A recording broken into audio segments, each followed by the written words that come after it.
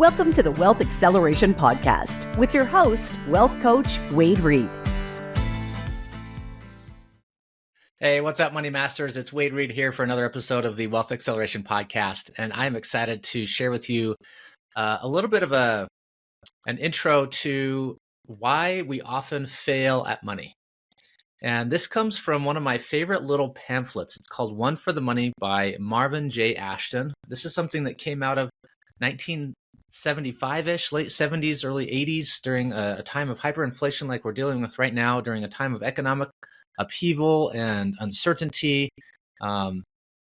Revolutionary thinking was happening coming out of the 60s and 70s and the way families were managed. And it was kind of a weird time for some reason. Like our personal financial lives started to get really distressed at this period of time. And this gentleman, Mr. Ashton, he says this: recently I had the opportunity to visit with a choice young couple. They were to be married within a week. Their eyes sparkled with anticipation of the important event and with evidence of their continuing love for one another. Both had the advantages of college education, good homes, and cultural experiences. It was delightful to share their personalities, plans, and potentials. Their courtship already seemed appropriately launched on an eternal basis. During our interview, their responses to only one question gave me concern. I hope my anxieties and suggestions caused them to reassess their pending partnership. To the question, who is going to manage the money in your marriage? The young woman responded, well, he is, I guess. And the young man responded, we haven't really talked about that yet. Now to Mr. Ashton, he said, these comments surprised and shocked me, as it would me personally. Like if I sat down with my daughter or son and their spouse and had a conversation with them and said, hey, what are you guys going to do about money? And they both said, I don't know, we haven't really talked about it. I would just be dumbfounded. And like, seriously, how important are money management and finances in marriage and family affairs? It's tremendously responsible. I mean, not responsible, it's tremendously important. It's like the lifeblood of a marriage. If you don't have financial resources figured out, a good income, and more important than good income is good management of money. It is a precious resource, guys. And too often we let our laziness, this belief that somehow somebody else is going to take care of it for us. Somehow it's outside of us. It's not our responsibility. It's just something that we have to deal with. Guys, money is precious. It is like a receipt. Money is a receipt for the value that you personally create for other people.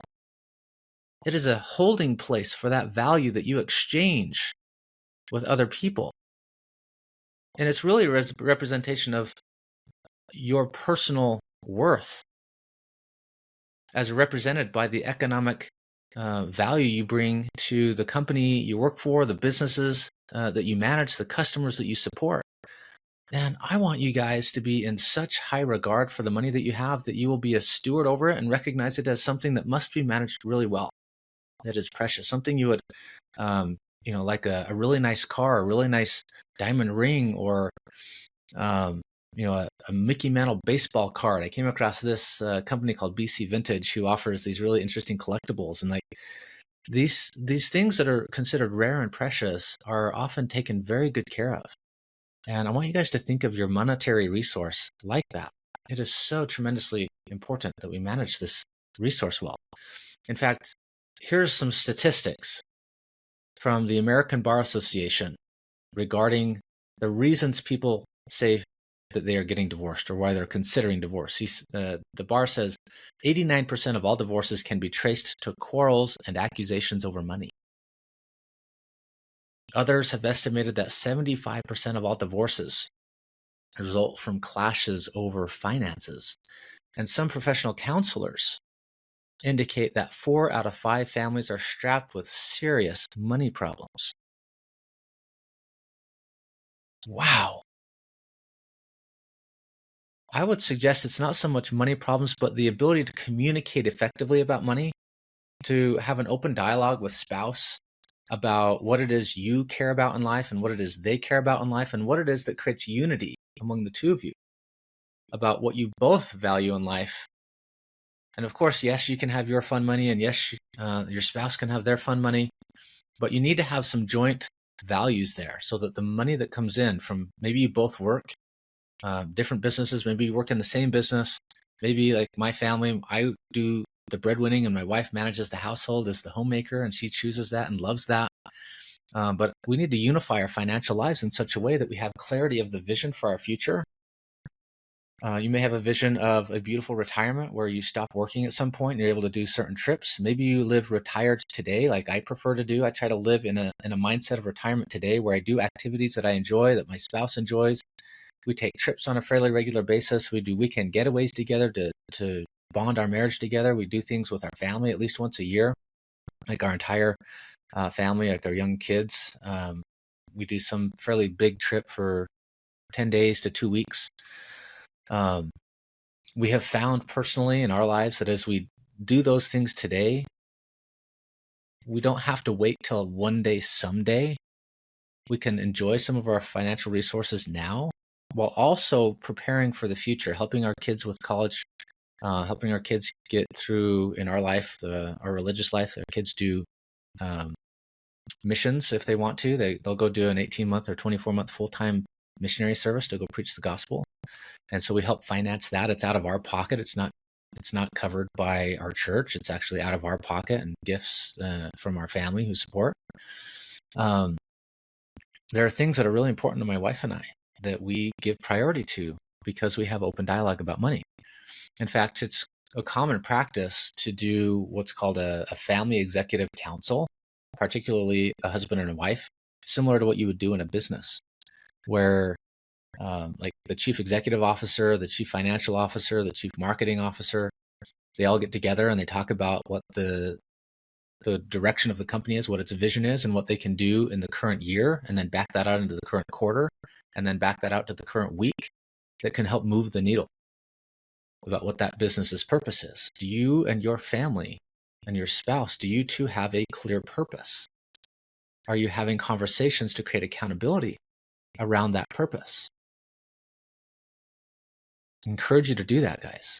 Strongly encourage you to have you might call it a marriage mastermind rather than that family executive council. It's like the same concept where the two of you get together for half hour to an hour, at least once a week, and sit down and talk about what the week has coming up so that you're both on the same page about the calendar, and maybe reflect on the prior week and what was accomplished and what could have been done better, where you guys maybe had some miscommunications and could improve. And then, of course, as you have your marriage mastermind, you can then expand the conversation to a family meeting with your children, bring them in appropriately into the conversation about what the direction of the family is, get their insights and guidance in terms of what they want to do and family activities to make sure everyone's aligned. Have difficult conversations from time to time with somebody who may be not meeting the family's expectations, and really have a sound, sure family life, which then can translate into the financial life. I want to share a couple other things from the principles taught by Mr. Ashton. He says this, may I at this time hasten to emphasize the fact that these marriage tragedies are not caused simply by lack of money, but rather by the mismanagement of personal finances. A prospective spouse could concern themselves not with the amount of their spouse's income, but rather with how their spouse can manage that income, live on less than what they're making. This is a skill to track what's coming in, build some surplus cash, be mindful about what you're willing to spend, because if you want to retire, you have to set finances aside. You have to start to make investments with those finances, buy assets that can create equity and have capital gains and also have cash flows. So here's the principles. And I've reiterated this. This is a millennia, thousands of years old principle. Number one, pay an honest tithing. Give 10% of your money, give back 10% of the resources that you have in your life to some cause. And if you're a church-going person, give 10% to your church. If you believe in what that church is about and what it's up to, financially support it. Help the cause that you believe in move forward. Perhaps you have multiple causes that you believe in. Maybe it's an association within your industry you want to support. Maybe there's a nonprofit that does some amazing thing like provide clean water in Africa. I've donated to places that offer building orphanages and education centers for developing countries. So 10% or more of your finances given as a tithe to those who are in need and causes that you believe in. Number 2, learn to manage money before it manages you.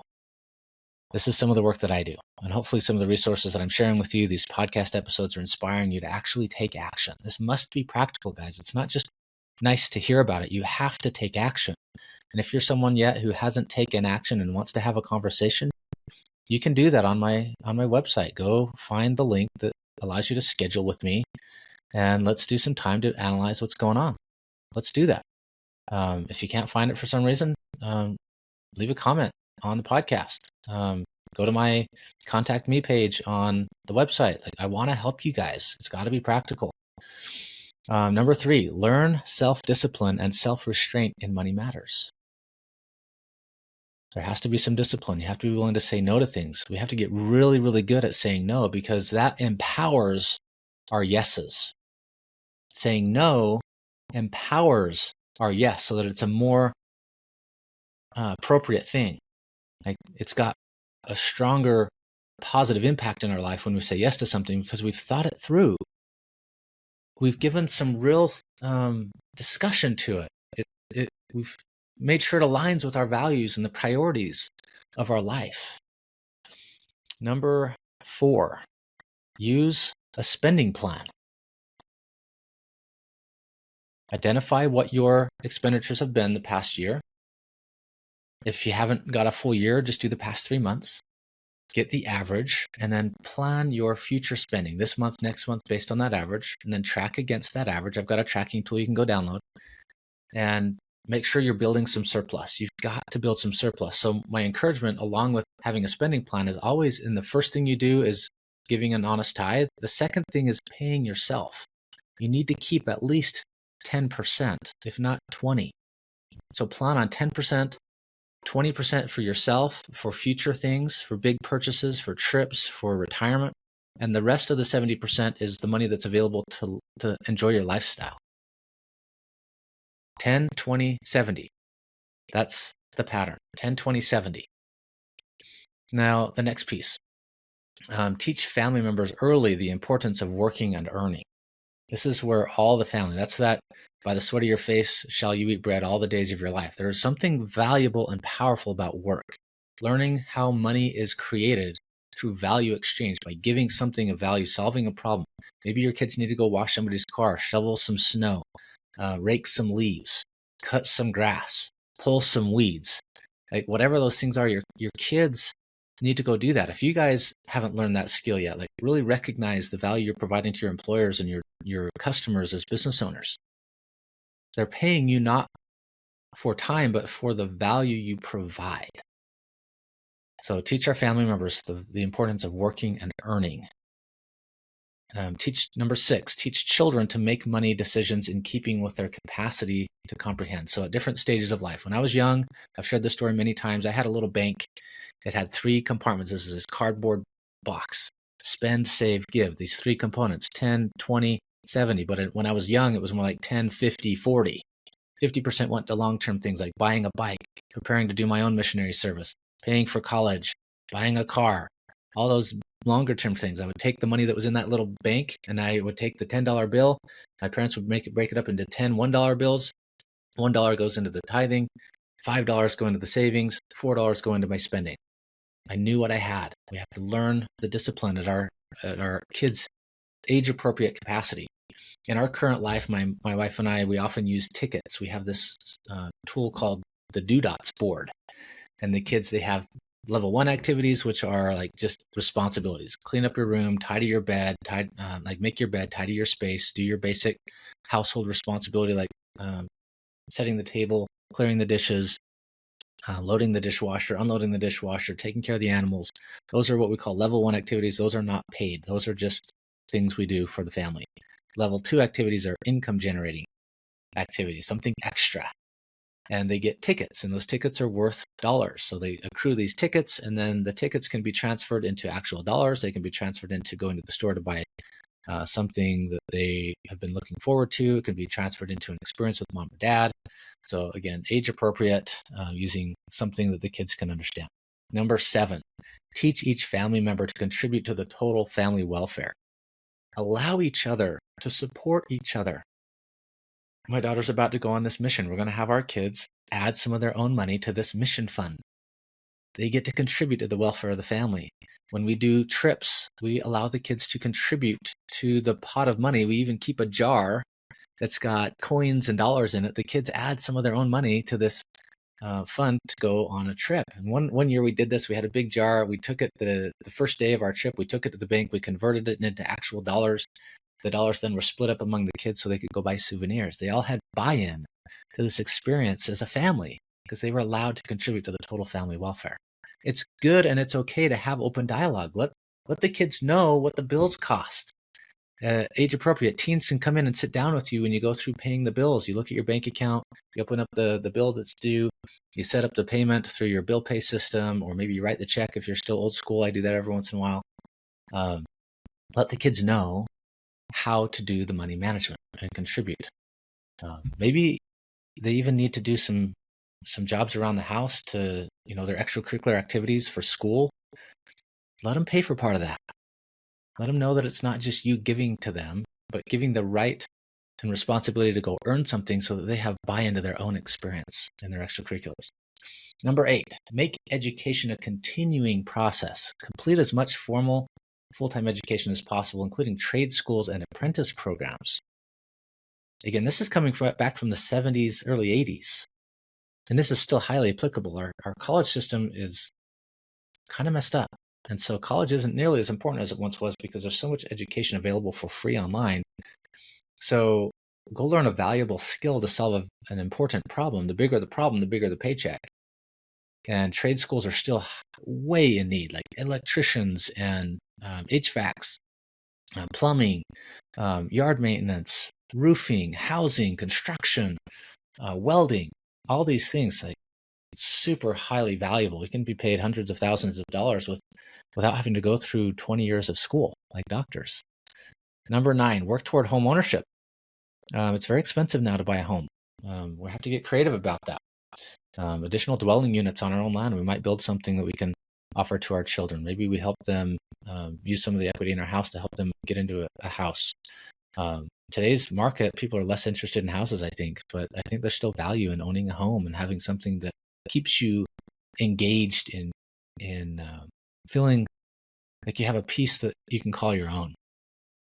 Number 10, appropriately involve yourself in an insurance program. I'm a big believer in protections, appropriate protections. We need to have auto insurance, homeowners, an umbrella. We need to have business insurances. We need to have life insurance in 2 kinds, term life for the what if scenario of early death, and whole life as a cash buildup vehicle that's tax-free and that allows for easy access.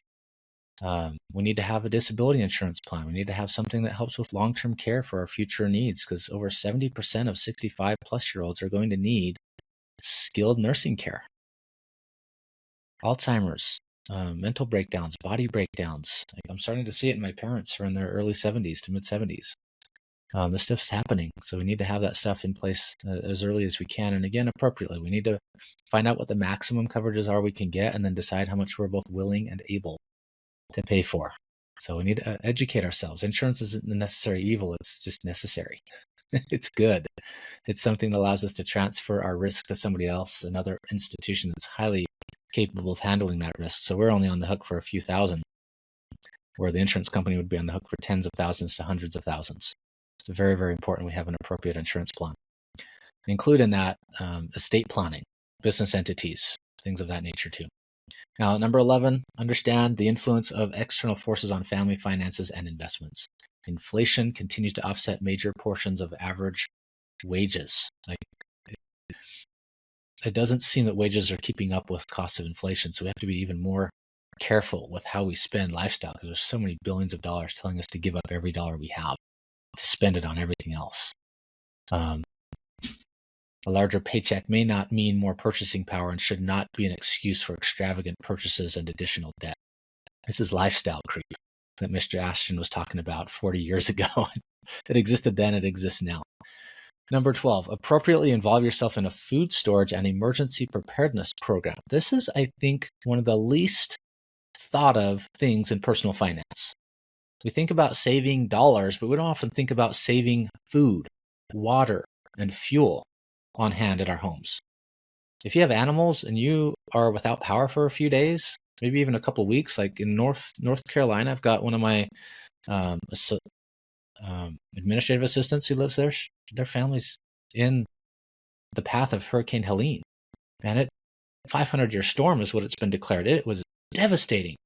And if you don't have some food and some water and some propane that you can have to cook food, like in storage tanks outside of your home, if you don't have a grill, if you don't have some extra bags of animal food, if you don't have like the necessities of life, you might have a really difficult time surviving one of those situations. It's not uncommon anymore for natural disasters to kick off our power for more than a few days.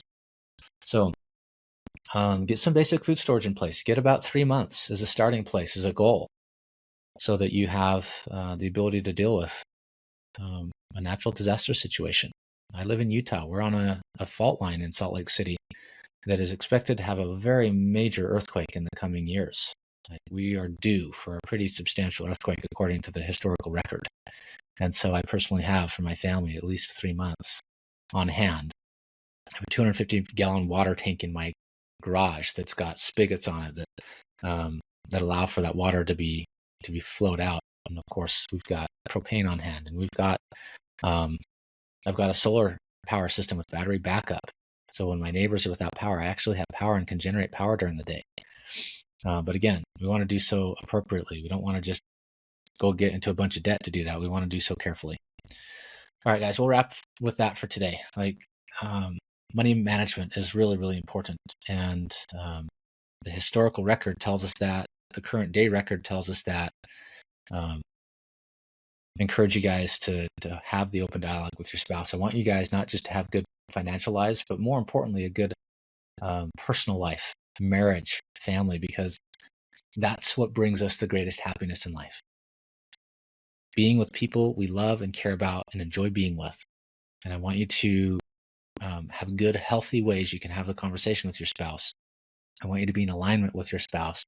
I want you to have the resources that money can be something fun, easy, and interesting. It can be something enjoyable. And I want you guys to just have a beautiful life. So I hope you're enjoying this. If you are, please take a moment to go like, subscribe to the podcast on the YouTube page, make some comments for me, just create some dialogue there. Share this with your friends and loved ones. Leave a review for me. That's a huge value add to my life to know that you are appreciating what this podcast is about. It also helps others find the podcast more easily.